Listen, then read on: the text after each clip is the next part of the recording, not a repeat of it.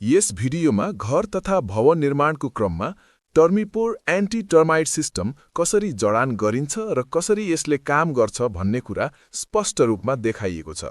धमिराले घरका बहुमूल्य फर्निचरका संरचनामा गम्भीर क्षति पुर्याउन सक्छ।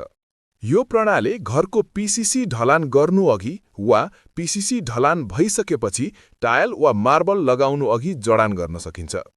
टर्मिपोर पाइप विशेष रूपमा डिजाइन गरिएको ब्ल्याक पर्फोरेटेड रबर पाइप हो। यसमा रहेका साना साना प्वालहरू मार्फत एन्टी टर्माइट केमिकल समान रूपमा फैलन मद्दत गर्दछ।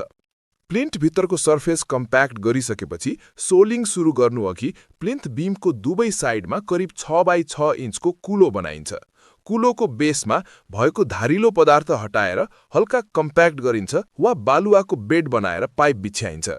यसैगरी स्ट्रक्चरको बाहिरी भागमा पनि यही प्रक्रिया दोहोर्याएर टर्मिपोर पाइप बिछ्याइन्छ। पाइप बिछ्याएपछि हरेक प्लिन्थ बीमको कोठाभित्र टी जोइन्ट प्रयोग गरी फ्लेक्सिबल पीवीसी पाइप माथि उठाइन्छ, जसलाई जङ्सन बक्ससम्म लैजान प्रयोग गरिन्छ। जडान सकिएपछि फ्लेक्सिबल पीवीसी पाइप मार्फत पानी हालेर सिस्टम टेस्ट गरिन्छ। ट्रेन्च क्षेत्रमा पानी समान रूपमा सिपेज भएर बाहिर निस्किएको छ कि छैन जाँच गरिन्छ। टेस्ट सफल भएपछि पाइपलाई बालुवा वा माटोले छोपेर सर्फेस सम्याइन्छ र त्यसपछि अन्य निर्माण कार्य अघि बढाइन्छ।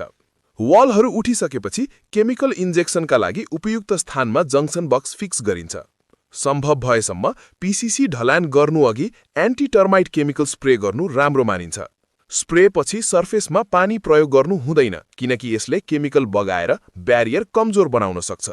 यो प्रणाली मार्फत इन्जेक्ट गरिने एन्टी टर्माइट केमिकलले धमिरा प्रवेश गर्ने बाटोमा विशेष केमिकल ब्यारियर बनाउँछ, जसले घरलाई पूर्ण रूपमा धमिरा जोखिमबाट सुरक्षित राख्न मद्दत गर्छ। हरेक 5-5 वर्षमा केमिकल रिफिल गर्दा राम्रो मानिन्छ। साथै भविष्यमा धमिराको समस्या भयो भने पनि सजिलै धमिराको उपचार गर्न सकिन्छ।